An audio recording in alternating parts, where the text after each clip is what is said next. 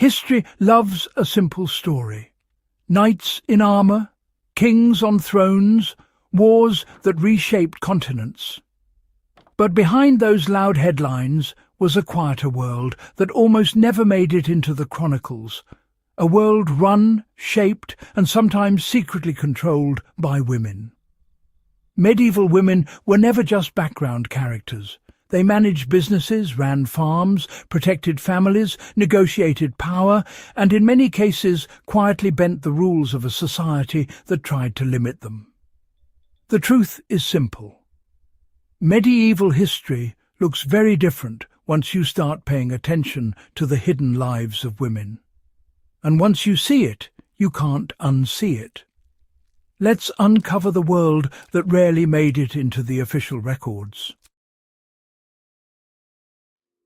The romantic image of medieval life usually forgets one thing: survival required constant work, and much of that work was carried by women. A medieval woman's day started before sunrise. Fires needed to be lit, bread needed to be baked, animals needed feeding, water had to be carried from wells that could be hundreds of meters away. Clothing had to be spun, woven, repaired, and washed by hand. But the responsibilities went far beyond housework. Women worked in fields during planting and harvest seasons. They helped run family farms. They brewed ale, which was one of the most common household industries in medieval towns. In fact, brewing beer was often considered women's work during the early Middle Ages. These brewsters, as they were sometimes called, sold ale from their homes and supplied entire communities. Before large commercial breweries existed, many villages relied on women to keep the ale flowing. In other words, medieval economies quietly ran on female labour. Contrary to popular belief, many medieval women worked in skilled professions. In towns and cities, women could become artisans, merchants or traders, especially if they inherited a family business. Widows had particularly strong economic freedom. When a husband died, the wife often took control of his workshop or trade.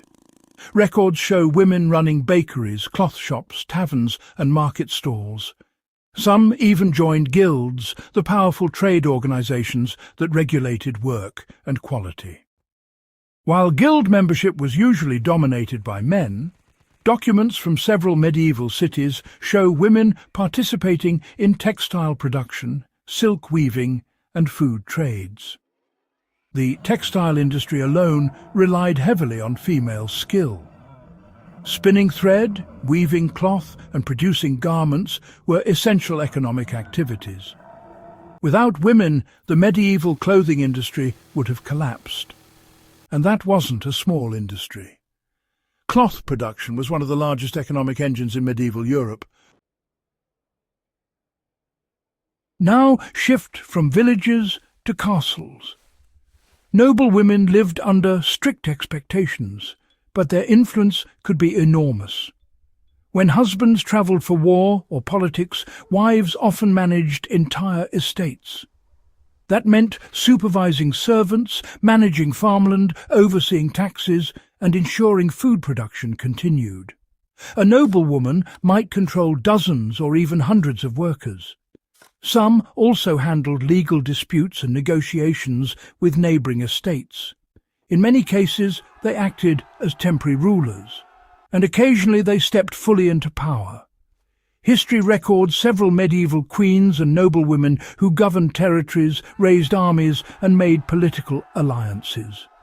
But even lesser-known noblewomen played critical roles in keeping medieval societies stable during long periods when men were away fighting wars. The castle didn't run itself. Another hidden area of influence was healthcare. Long before modern hospitals existed, most healthcare happened inside homes and communities, and women were often the primary healers. They passed down knowledge of herbs, remedies, childbirth practices, and basic medical treatments through generations. Midwives were essential figures in medieval life, guiding families through childbirth and caring for newborns. These women knew which plants reduced fever, which herbs soothed wounds, which remedies helped digestion. In many villages, they were the closest thing to a doctor. But here's the twist. As formal medical institutions began forming later in the medieval period, women were gradually pushed out of these roles.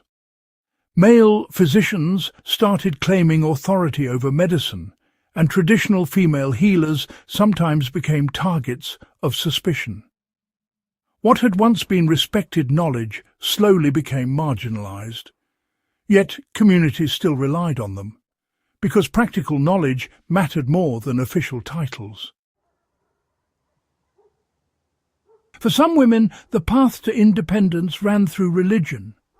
Medieval convents were not just religious spaces, they were centres of learning, writing and leadership. Women who joined religious communities sometimes gained access to education that ordinary women rarely received. Inside convents, women could learn to read, write, study philosophy, copy manuscripts and manage large institutions. Some convent leaders oversaw vast lands and wealth. Others became scholars who produced theological writings, poetry, and historical records. In an era when many women had limited options, religious life could offer intellectual freedom. It wasn't always easy, but it provided opportunities that the outside world often denied. Not every act of power looked dramatic. Many medieval women resisted social limits through everyday choices, choosing when to marry, running small businesses, managing money quietly behind the scenes, passing knowledge to daughters. Even household management could carry hidden authority. A woman who controlled food storage, budgeting and family logistics effectively managed the household economy.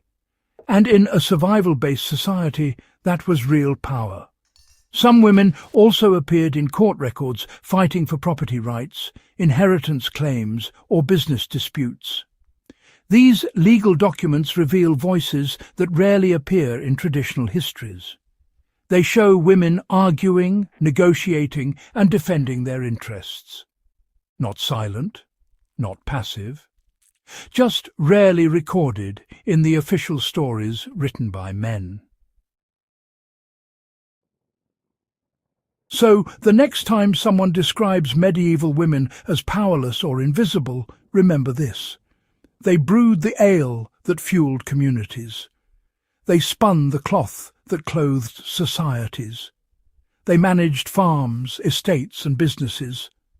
They delivered babies, healed illnesses, and preserved knowledge. They raised families in a world where survival was never guaranteed. They shaped daily life in ways that rarely made it into royal chronicles or battlefield stories.